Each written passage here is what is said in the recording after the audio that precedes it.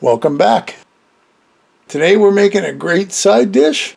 This is a loaded chicken Alfredo baked potato. Let's get everything out and make it right now. So obviously for ingredients we need some potatoes. I've got 6. The recipe was for 4, but I got 6. I also had some leftover bacon. We're going to use that. Some oil, chicken. I've got a half a breast. You know what? I should have kept the whole thing whole. It just looked huge. Some sea salt, some cream, mostly because I didn't have any milk. We'll get into that later on. Keep watching. And a cheese mixture. It's supposed to be cheddar cheese, but I got the cheddar cheese mix. A little bit of butter, salt and pepper, and last but not least, 2 tablespoons of flour. And that's all the main ingredients we need. So let's get all this out of the way and get to work. Okay, so my first idea was going to take this nice big bowl, wash our potatoes, and do everything in there. Then I realized we still got to get them onto our baking sheet. So I got the baking sheet out with parchment paper. Our first step is get our potatoes ready. So we need our oil. Just a little bit, tablespoon or 2, and now I'm just going to give them a nice oily rub. So they're all covered in oil. For our next step,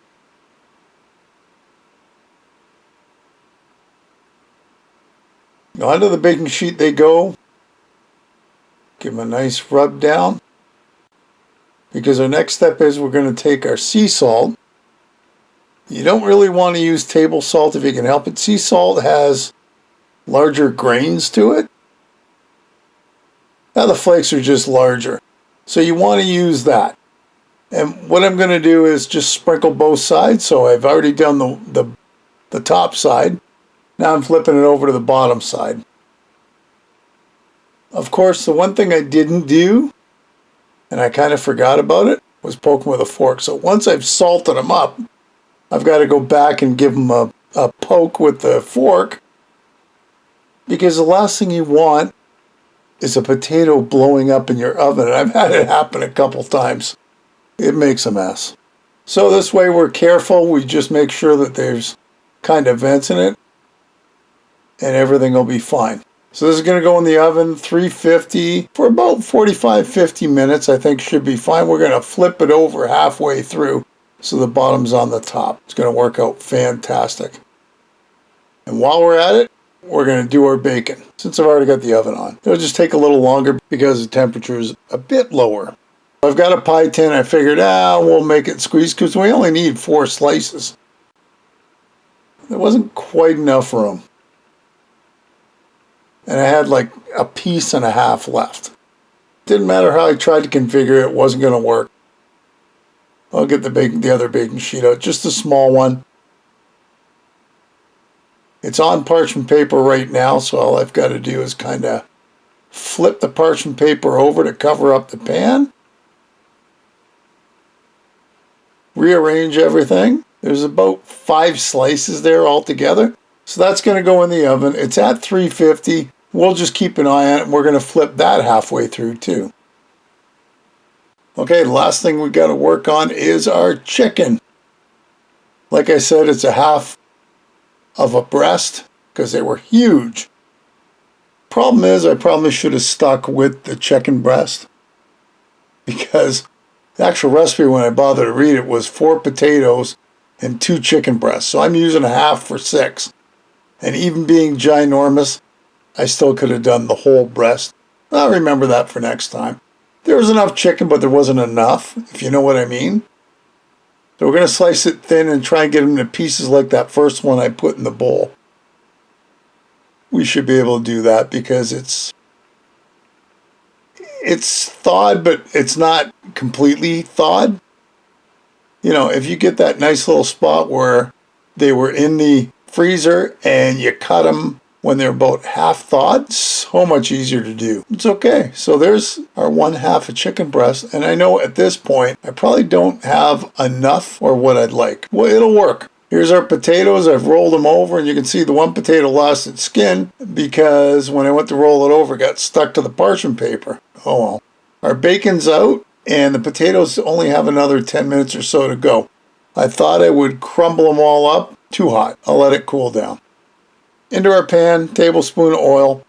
Let it get it nice and warm. Our chicken goes in and we're going to cook this till it's actually cooked. How do you know when it's cooked? Well, pretty well when it looks like that. It's got a little brown on the outside edges. That's quite all right. And because I made sure they were thin sliced, they're all nice and cooked. Plus I checked. Into a pot, we're going to make our Alfredo sauce. Butter's melted, 2 tablespoons. We're going to throw on a good heaping teaspoon of minced garlic, or if you're going to really garlic it, you're going to want to press 3 or 4 cloves of garlic. Now in goes our flour. We're going to make a roux out of this. A little bit at a time, probably about 4 times. We're going to put the flour in, mix it together.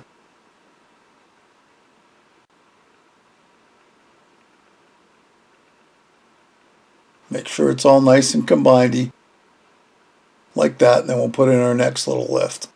So, oh, that's all.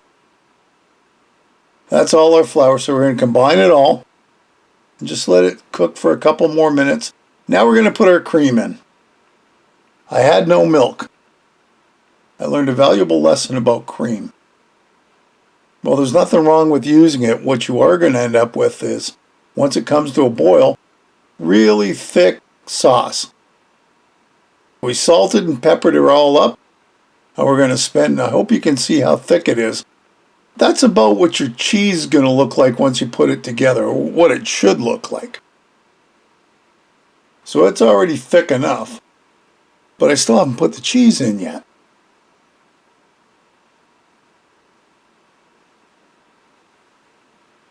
Then goes our cheese, and that's about a cup and a quarter maybe. And I don't really measure them so they're exact. But there you go. Now, I could have thinned it out, I think, with a little bit of water. I think it might have worked. I don't know. Or I just stick with the recipe, which did call for milk and not cream. Yeah, well, it just so happens sometimes you go to the cupboard and it's bare. But you see how thick it is. We just kept stirring and stirring and stirring on occasion. Medium heat, about 5 to 8 minutes. So it's done. Let's go to our bacon now. It's cool enough. Crumble it all up. There's our bacon. Let's get our potatoes out and make us a stuffed potato.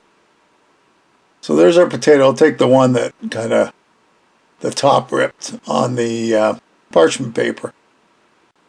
Now the salt, most of the salt did stick on, so it's going to have a little salty outside it, which is cool. I always like when I went to restaurants and saw that. So you take it by the ends and pinch it apart. It's still really hot. I'm trying to be careful. I pulled everything apart. Now on goes our chicken. That's the first step. Just like that. So I probably stole a little extra, but there's enough to cover the potato. Next comes our Alfredo cheese sauce. And you can see just how thick it is. Now this is still going to be good because I did test it beforehand just to make sure. So the biggest problem is that it's real stringy. Almost, not quite, but close enough to the consistency of melted mozzarella on your pizza. Not bad, but it is stringy, as you can see. I'm kind of fighting with it to put 3 tablespoons on. Just so I got enough cheese on there. I think we've got it just about done. Let me get out those stringy things and put it on. So that's where it reminded me of the mozzarella. And last goes a good pinch of our bacon, our crumbled bacon. Yummy. There's our fork, and we got ourselves a stuffed potato. And that's all there is to it. Loaded chicken, Alfredo, baked potato. Yummy. Hey, another great recipe. I hope you'll give it a try. Leave me a comment below, one way or the other. Listen, if you haven't subscribed, hit the subscribe button and hit the bell because that'll tell you the next time I upload a video. Feel free to share this and any of my other videos. And thanks for stopping by and watching. We'll see you next time. Bye-bye.